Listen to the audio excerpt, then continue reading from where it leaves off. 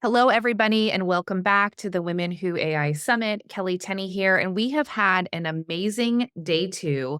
So many, just creative, innovative women integrating AI, talking about all of the things that they do, inspiring, I know, all of you to get out there and use your imagination and really push AI to, you know, where limitless, ideally, right? But really learn how to push AI and to figure out how you can be creative and integrate AI into your own workflows and your own business. And we have saved the best for last because we are here with Elizabeth Goede. And Elizabeth, I think you've been maybe one of the few you might be the only one who's actually been in all three of our Women Who AI summits.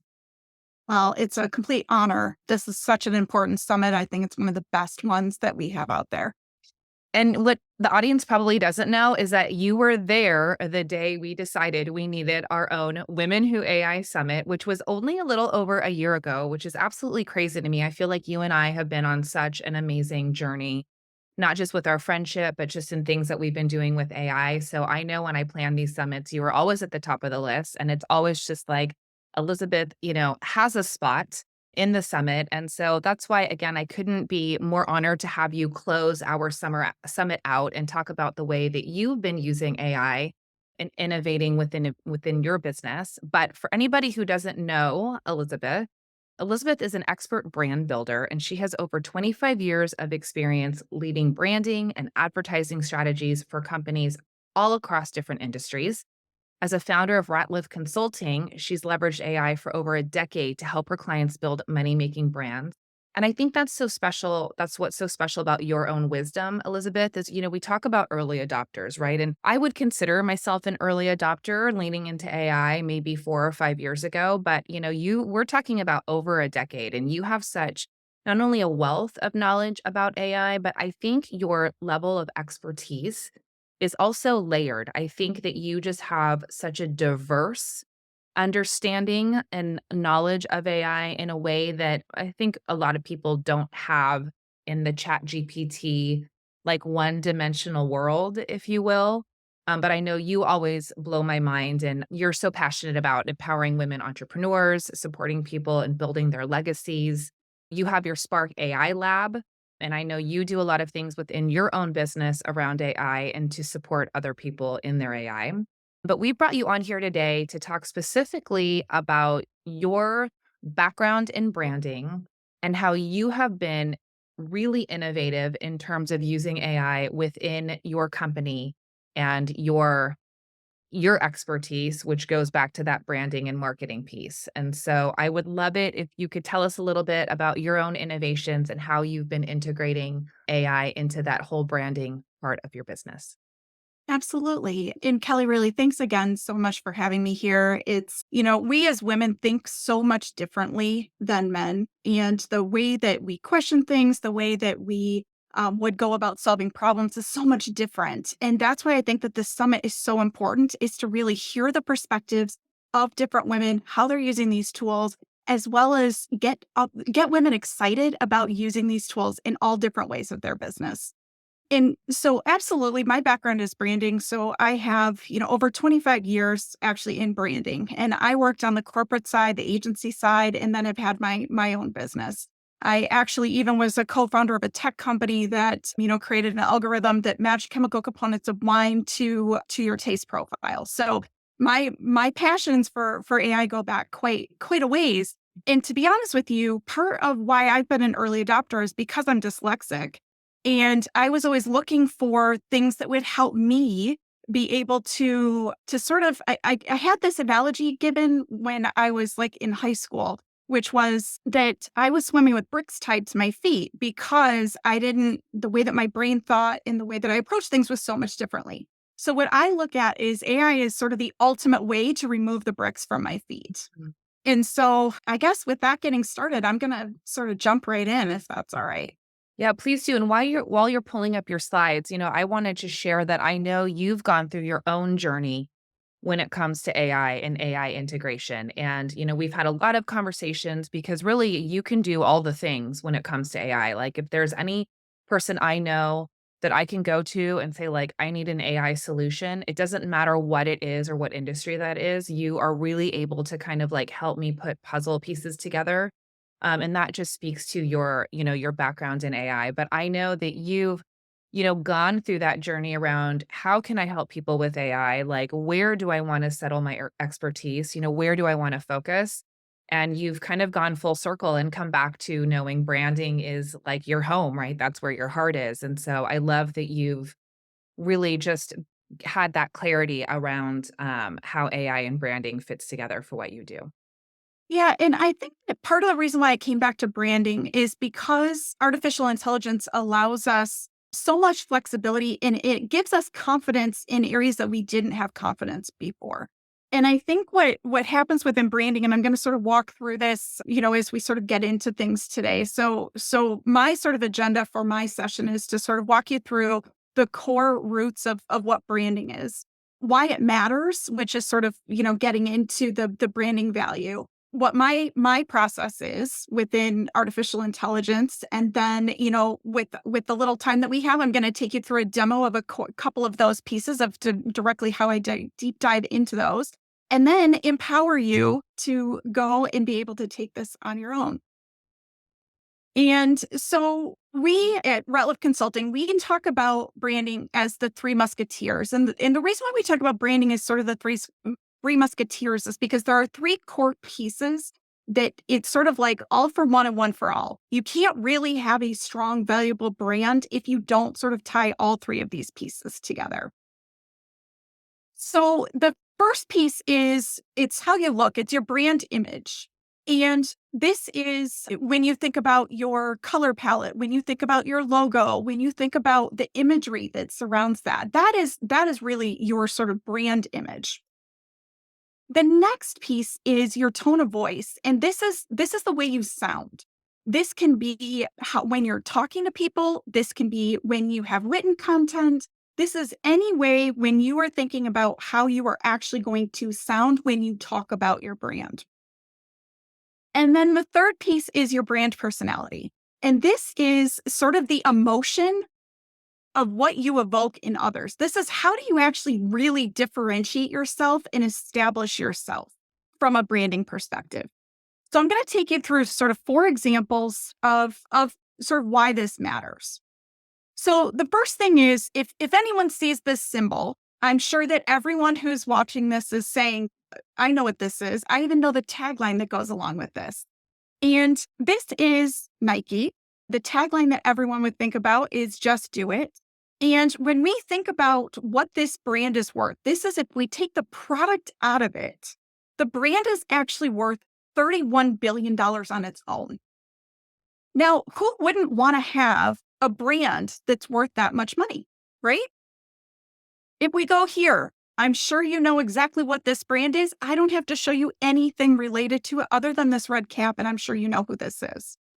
And this is Coca-Cola, and its brand value is $106 billion. This is not including the secret recipe. This is their brand.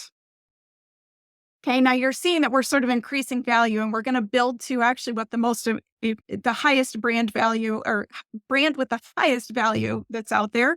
This one comes close. I'm sure that we all know the smiley face is Amazon. We see these trucks all over our streets all day, every day. And the brand value for Amazon is almost $300 billion. Now, the most valuable brand in the world is this one. I'm showing you a product here because Apple is literally known for their products that are out there. And so I would normally be asking if we were in a room together, if this is the most valuable brand, what do we think the value of this brand is? So Kelley, I'm going to ask you, what do you think the brand value is of Apple? So we went from Amazon, right? My logic brain is kicking in. Yep. That was just under 300 billion. Yep. I'm going to say 15 billion. So we're at almost $1 trillion for Apple, almost $1 trillion. And so when we think about the money that we potentially leave on the table by not really paying attention to our brand, this is why I came back to branding, because of the importance that you can actually build. Now, I'm not saying that every single person, just by being consistent and building a good brand, image and tone is going to get you $1 trillion brand. But I can confidently tell you, if you don't do those things, you will never have the possibility of building $1 trillion brand. So what goes into brand value is your awareness, your image, your perceived quality. So it's also goes behind making sure that you have a really good product of what you're showing, which is also, I think, the importance when we think about artificial intelligence is making sure that we are fact checking the information that comes back from our AI tools when they give us information. This goes back to making sure from a customer service perspective that we are standing behind the products that we offer. Just because we can make a really quick, list of prompts, et cetera, we need to make sure that they're good quality. Otherwise, that affects us and our brand association. Do people know it's really us? And then loyalty, it's do people have a good experience with us and want to tell other people about us? And do they know how to do that? Okay, so then we get into why. Why are we using artificial intelligence for branding? Right? This is a traditional type of application. Branding's been around for, basically since the beginning of time, to be perfectly frank. And so, why would we want to use artificial intelligence? Well, the reason why I would want to use it is because it helps give us the easy button to being able to follow three branding strategies that I think of when it comes to artificial intelligence and branding. The first one is creativity. And when you think about creativity, it's really sort of like in that image piece. You can get into it a little bit with some tone and, naming and things like that. But when you think about it, in the old sort of traditional way of doing things, if I wanted to create, let's say, this image that you see in front of you, and you see that there's a light bulb and there's sort of like this neon gas that's sort of coming out and there's like a bubble. And if I wanted to create that, I could have. When I was on agency side and I worked with photographers, we would basically come up with a way that we could shoot with a long exposure in a completely dark room. And we maybe would shoot these different colors, we would overlay them, we would then shoot the light bulb, and we would composite all of this together and we would overlay this. And that process would take us weeks because not only would we have to come up with the concept for it, but then we'd have to figure out the logistics of how to create it. And then we'd actually have to implement it. But what artificial intelligence allows us to do is not only can it help us come up with the ideas and directions of where we would go, but it also helps us do it quickly. So once we come up with the idea, then we can just iterate on that idea till we get the thing that we are looking for. Now, when we think about sort of seasoning our artificial intelligence, and we think about that is really sort of how we're creating our unique tone. When we think about this, one of these things I always like to show is sort of like our content cycle, right? So social media did this crazy thing for us where it decided that the most important thing for us to do is to create content, right?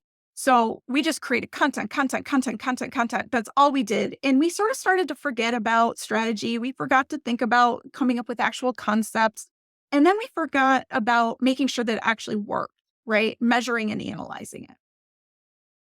Artificial intelligence allows us to do the opposite, which is it allows us to spend time actually being strategic and coming up with our concept. And then the actual creating of it's very fast.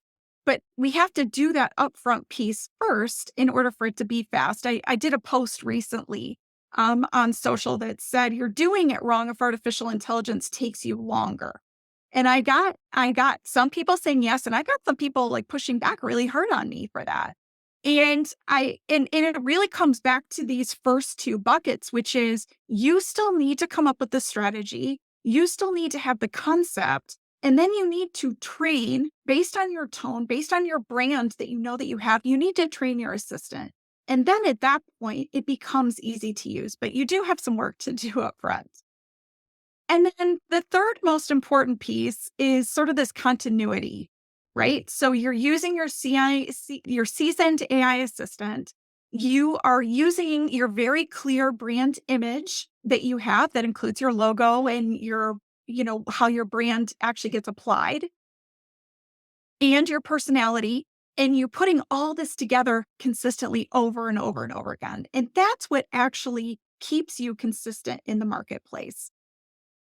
So, with all that being said, if everybody's okay, I'm going to sort of jump in and show you a couple examples of how I put this into place. Yes, let's see it. We love demos, and I would All love right. for our audience to be able to see just how easy it can be to do some of the things that you're sharing. Absolutely. So, on one of the master classes I did recently, I always take people's ideas so that they know that I'm not just sort of making this up on my own or sort of preloading the tool. And one of the ideas that came up from someone was an idea for a bakery. And then we took it one step further. They're in San Diego. So we sort of like went deep diving into this idea. So I did actually write this prompt a little bit earlier, but I'm going to sort of walk you through it. So the first thing that I would do with a brand, if I'm just coming up with a concept and idea, I don't really have anything else around it, right? So I'm having to like think through what's actually going into this. So as you'll see from this prompt, I'm sort of talking about the fact that I'm getting sort of a little bit specific. I'm going to be in San Diego. I'm going to be on a beach. I want to play up the idea that this is for a surfer. In fact, my audience is going to be people who surf in the morning before they go to work or school, when they come back. I'm talking about my audience from a standpoint of the fact that they're probably between the 18 to maybe late 20s.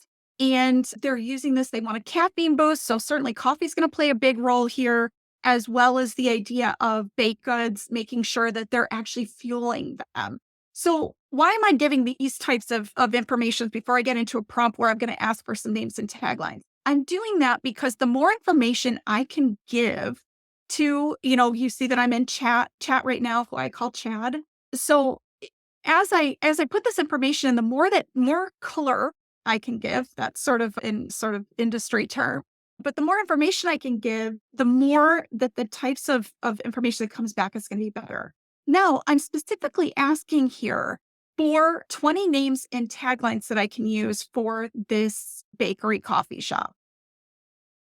Okay, so we're gonna send this in and we're gonna see what comes back. And I apologize, I'm working on two screens. So I'm doing my best to remember what is in both places so I can focus any, but I'm gonna turn my attention when these results can come back so I can actually read them.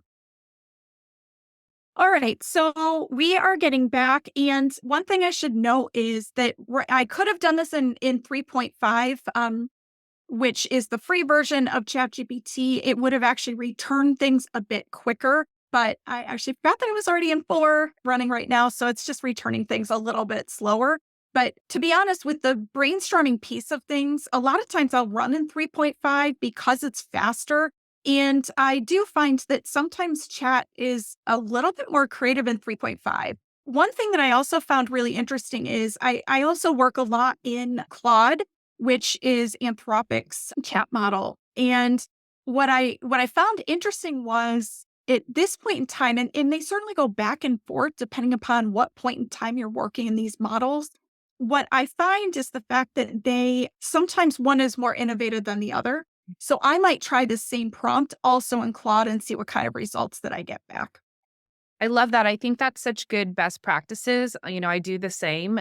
And I also recognize sometimes I'll be like, "Oh, I love this bullet point from Claude, but I like this bullet point from ChatGPT." And so you end up with something where you're kind of blending your 2 AI tools together. I also wanna add, like, you're talking a little bit about best practices is also recognizing it's okay to sometimes run the prompt twice. Um, Yes. right? So something I've noticed, in my 30-day course creator incubator where it's my group program, we all use the same prompt while we're on the call and people get a variety of results, a variety of the way like ChatGPT has formatted the results. And so, that little variable, I guess, of differences that we see that sometimes someone might run a prompt similar to yours and what you're demonstrating here. But if they're like, oh, it gave bullet points and names for Elizabeth, but it's not doing that for me, that sometimes we need to maybe run it again or, anything else you can add if someone's trying to do something similar of what you're demonstrating and their results don't look the same as yours. Absolutely. That's such a great point, Kelly. Thank you so much for mentioning that. So what's really interesting on this return is the fact that I got some names and taglines, but what's really fascinating is the that I also, even though I did not ask for this, it also came back and gave me the concepts and it also gave me some next steps that I should follow based on this. So what that's a really fascinating output that I did not get the last time that I ran this. So I will say that Kelly's exactly right. Sometimes the returns are very different that they come out with. So let's just go back though to the names because that's really our focus right now. So we've got the Surfside Scones and Brews with Ride the Wave for flavor. We've got the Dawn Patrol Delights, Feel Your Surf, Savor the Sunrise, Barrel Bakes and Coffee. That's interesting. Catch the morning barrel one bite at a time. So what I'm finding is quite a few of these are really focusing pretty strong in the morning time. We've got a Hang 10, we've got a Crest and Crumb. Do you have any of these that you like, Kelly? I really liked the Dawn Patrol. Dawn Patrol Delights, Feel Your Surf, Savor the Sunrise. I just feel like that's so, like, California. The other thing that I thought was kind of fun was the Hang 10 Bakery, Hang 10 Bite In. I Yeah. thought that's just, like, really simple, total surfer, everybody kind of, I think that's right in alignment with knowing what that is, so those were a Yeah. few of my favorites. I like it. And then if anyone does not know, because my chat, I do this actually to differentiate between my models actually. So I keep chat in dark so that if I'm working on multiple models at the same time, it's easy for me to tell which one I'm in. And when I go to paste, you see that it has the black in the background. So if you actually hold Command Shift paste, you actually will get it without it'll clear the formatting. So in case anyone needs that quick tip, I just thought I'd mention it. Okay, so we have sort of these two different ideas. We've got the Dawn Patrol Delights and we've got the Hang Ten Bakery. To be honest with you, I think I might go with the Hang Ten Bakery just because it will really allow me to play up, I think, more that surfer type of tone. Mhm. So the next thing that I'm going to do is I want to actually create some type of image to go along with this. So if you have not tried it, Adobe Firefly has actually come out with sort of their next model, etc. So I'm just going to talk about surfing in a bakery, and I'm going to see if this is going to generate anything for me. Now, the reason why I'm being so somewhat generic, right? And everyone's going, gosh, you could be more specific than this. I am actually hoping that these tools give me back something that I might not have thought of. Okay. So the first thing that I'm looking at, sorry, I just have to get rid of. Okay, there we go. Now, I could create these in different ways where it's actually images instead of illustrations, but just because we're going through this as an initial just example, I'm just going to leave it here. So we see that there's a lot having to do with waves. I think it's a sort of an interesting, I don't know if anybody else sees this, but I see this as like a croissant type of shack of some kind. I don't know. Do you I see don't that? know what it is, but it was, like, my favorite. It's such a It weird was thing, kind of but an cool. interesting concept. So Yeah. so the reason why I do this really generically is because if I just put in what I wanted, right? Like let's say it was like a wave with like a cake on top of it or something like that. I'm only going to get as far as what I can think of. So because I gave these two generic things, I'm letting the AI actually be the creative force behind here and really allow me to reach beyond the walls of the box that I might have originally given. So this one's sort of interesting. There's this idea of maybe sort of like a croissant or a brioche type of hut. I don't know. We've got maybe some type of like lighthouse coming through here. We've certainly got some cliffs here. What I find interesting is there's only one that has a traditional surfboard, Yeah, which I find fascinating. yeah. Really, really fascinating. Now, let's say I want to say surfing bakery, and let's say we want to add one more word of maybe California. Let's see if that gives us anything different. And I might sort of evolve the prompt and I might just keep regenerating off of the same prompt. And the other thing is, if you don't typically work with image, and to be honest with you, my favorite tool is Midjourney, but Midjourney takes a little bit longer to return. So I don't usually do those on short demos. But as you see here, what's really fascinating is all I added was the word California. All I added was the word California. And do you now see that I'm getting a distinct actual hut or actual bakery. Now I've gotten an entire bakery on a surfboard, which is fascinating. I don't know why it wants to put these like directly in the water, but that's sort of cool. We've got a guy coming up. This is an interesting idea where the rocks are actually created from pastries. That is super interesting. And to be honest with you, I'm starting to look at this and I'm thinking, okay, so maybe for like an identity, these things wouldn't work, but I'm certainly taking note of some of these things that say that's a really interesting idea for some of my imagery is to use something like this where, and I'm going to actually maybe even star this just because it's an interesting idea, right? This is something that can differentiate me because I don't remember seeing this in the marketplace where somebody takes pastries and actually applies them as part of rocks. Now, we can actually go in and we can change this to hyper realistic. And I'm going to maybe back off of California again. And I'm going to generate again back with our original prompt and see if we can get something more interesting. And you can see that when we do these image prompts, they take a little bit longer. Interesting.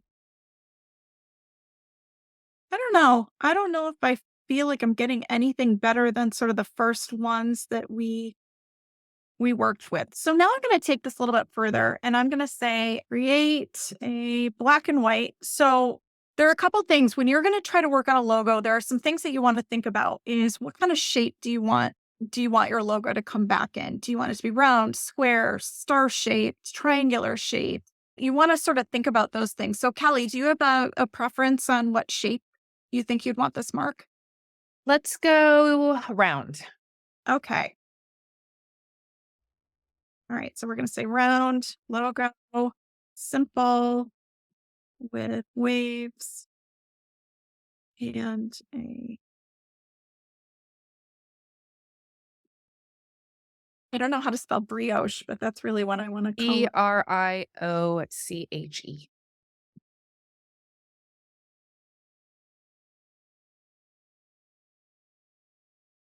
All right, let's see what we get here. We may not get anything usable, but we're going to see what we get to here. Now, the reason why I use black and white and simple and a shape here is because I'm going to start to get something that actually would be usable for me to turn into something that I actually can use. A lot of times when I use color at this stage, it starts to confuse things.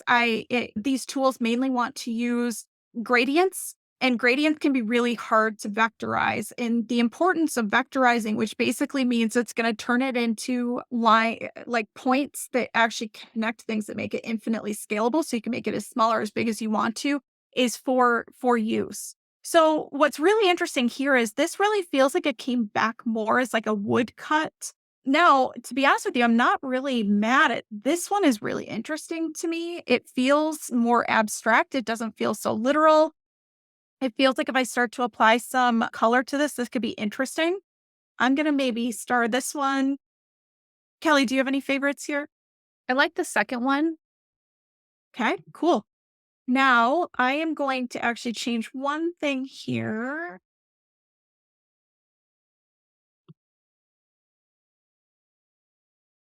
I'm going to change this from waves to surf.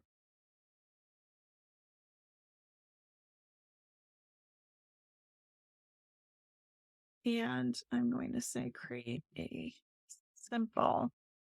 I'm going to move where the word simple is. And I'm going to move these up, actually. And the reason why I'm doing this is sometimes where the words are matters. Hmm. Is it like it takes into consideration maybe it the character like the characteristics you're giving it? It considers like the first one first, right? The second one Exactly. second. So it Ex- prioritizes. It's also I like, love that. yeah, how it interprets it. Mhm. But these are getting to me more interesting. What are your favorites here, Kelly? I love the third one. You know what I love about this one is I can see it is like a really big image Mhm. behind the counter. Me And too. it could actually with a little bit modification to it, also could be made like a stained glass window, which could be really cool. Mhm. Yeah, I Yeah, see there's just some like a big mural maybe on yeah. one of the walls. Yeah, exactly. Exactly. And so what I might do is, I mean, this is pretty sophisticated for a logo, and I really want to get this more simple. Mhm. And so, as I continue to iterate, I'm going to continue to sort of modify my prompts to get to something that's more simple. But I'm going to save things like this because when I think about my brand image and I think about other assets and tools that I would use, these are the types of things that I want to pull in as I start to refine that. Mhm. Now, Kelly, how much time do we have left? We're coming up maybe on about 30 minutes, so, Okay. So I know. the one thing that I guess we could end with is this. So when we think about sort of this idea of our Hang Ten Bakery, we're going to think about what kinds of fonts we would want to go along with this. We're going to think about what kind of color palettes that we might like to go along with this. So because we're creating, our imagery originally in black and white, what we can do is use something like Adobe's color model. So this is completely free to use. You just go to color.adobe.com and we could actually put in here, maybe surf Mm. and see what we come back with. And this is going to pull up all the things that could go with surfing. So maybe traditionally I had something more like in this color palette in mind. All of a sudden I see this and I think, oh, interesting. I Mhm. could actually bring some other colors in here. And so from an inspirational standpoint, this is a really great place to look. Now, I will caution that once you decide on a color palette, what you should really do is just check your accessibility of your colors to make sure that you actually have a palette that's going to work for you when you think about applying that throughout, let's say, a website or things like that. So you can certainly take that in. And then the final thing that I guess I would mention is that when you think about developing your tone, when you go into writing copy, et cetera, is I would certainly make sure that you're pulling into and really pulling through the audience that you have put in, right? So we know that it's a surfer. We know that we've got this sort of hang 10 idea. And thought I had something else copied in there. So when we think about right promotional copy to launch my bakery, make sure to play the surfer lingo. And I'm just going to start there. Now, I've given very little information here. However, keep in mind in this same chat, I gave a lot of information in the first prompt. And so I might actually get something decent that comes here. So we've got to ride the wave to Dawn Patrol Delights. So it's decided that we're going with Dawn Patrol. I guess I didn't tell it which name we were going with. So sorry. That was my mistake. Um, But if you notice here, it's still remembering from the very first prompt that I put in. So this is why it's really important when you start to put information in or you think about the chat that you're working in, that if you wanted to only consider the exact information that maybe is partway through the chat, you want to start a new chat with just that information and then ask it questions off of there. But as you see here, I mean, this is pretty good lingo. We could continue to modify this a little bit more. But as you'll see in like 30 minutes, we've gotten a good, strong start on our brand image. We've gotten a strong start on our brand tone, and we figured out sort of what our personality is here. And these are things that normally would have taken us in sort of um, our old place. It would have taken us weeks of time to even just write a brief, let alone get into all of this. And so I think where the exciting part is for me in branding is it's brought the cost down, the time down, and the innovation up. And I think and I think the more important part is that we teach people how to do this on their own. And so it also takes the control and puts it in the actual user, in the person who's actually going to use its hands instead of, let's say, you having to transcribe to me what you think you want, and then depending upon my interpretation of it to give it back to you. This allows you to sort of cut out the middleman and get directly what it is you're looking for. And I love that, and I think that's key, right? For everybody that's watching this, when we think about and I just saw this in another Facebook group, somebody wanted a logo and they were like, "Who does logos?" Right? But like you and I know that if I go to someone like you and I say, I need a logo or I need to rebrand, the first thing that you're going to ask me is, like, what do you want? Do you have anything in mind? And I think very often many people don't know. They just know they need something fresh. Maybe they feel like their original brand logo like isn't in alignment with where their business is now, right? But we come to creators like you, well at least I come to creators like you because I'm not creative, right? Because I'm just like, I don't know, what do you think? And so much of that conversation going back and forth to even figure out what I might want is time and is money, right? And so, the innovation in this isn't just how you're using it within your business, but like you said, it's giving everyone else the tools to just have some fun and use AI to kind of get their creative juices going. Even if I come to you and I go, well, these were 4 ideas that I loved. These were like 2 taglines that I thought were really cool. At least it's giving me something to come to the table with and already, it's something that I've already tapped into in terms of like, this is kind of the feel that I like because I imagine after the fact, right? That just even helps you understand. I see this pattern and where Kelly's going and, the images that she's showing me. So, I think that's the innovation piece there is like you said, it's giving us the power back to be able to use AI with creativity, which and something that I've realized in a lot of these interviews is a theme. Like, I think we've evolved enough in the past year since our first round of Women Who AI, where we, if you remember, because you were on it, we were very much focused on the prompts. Right. Like, what is the prompt, right? Follow the prompt, plug in your variables and use the prompt. And that isn't create. I mean, it is creative, but it's not creative because we're all using the same prompt, right? And we're all plugging in the same things. And now we've evolved with AI where we really can use it for creativity, and the word creativity has come up more than once in a lot of these interviews. The word imagination has come up on a lot of these different, interviews, and I think that's where we're at now with AI is recognizing that it can help with the creativity part. It can help, expand something that you've imagined, and we've really moved away from that structure of, "Here is the prompt, plug in your things." Right? Well, and I think that part of it is the people who are still only using prompt libraries and they're using them verbatim. So Mhm. I don't think there's anything wrong with a prompt library if you actually understand how a prompt works, the sort of what goes into it, and then how to modify it. I think where it gets really tricky is when people are trying to use a generic prompt, it's really hard to get something that's unique to them, right? It's really hard to build value when you're doing that. And one of the pieces we didn't quite have time to get into is sort of, what the benefit in the value is of artificial intelligence when you think about the continuity, right? So you're going to get continuity once you season, out of your content.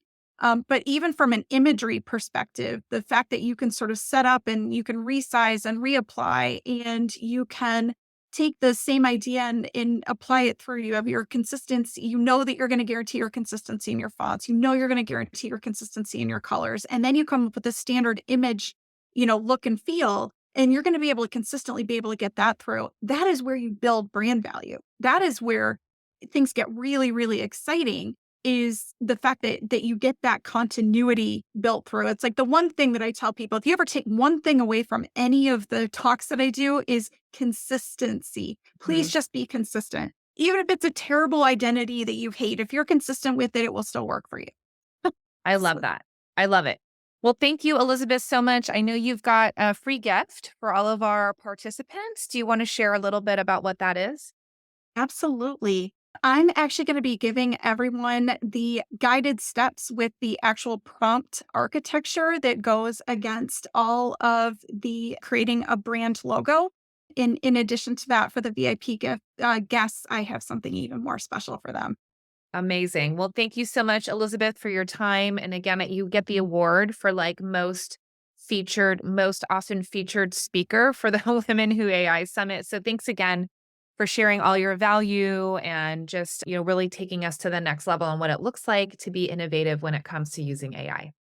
Thank you so much for having me, and good luck to all the women out there that have been watching this. I know you're filled with a ton of great information now. Now use it. Yes. Yes. And thank you everyone for joining us. This wraps up our Women Who AI Summit. As Elizabeth mentioned, there's tons of amazing gifts for all of our participants that you can find in your daily emails. And for all of you VIPs, you've got some exclusive gifts waiting for you inside your VIP vault, along with lifetime access of all of these amazing interviews so that you can go back and binge watch and really level up your AI game. Thanks for joining us again. We'll see you at the next summit.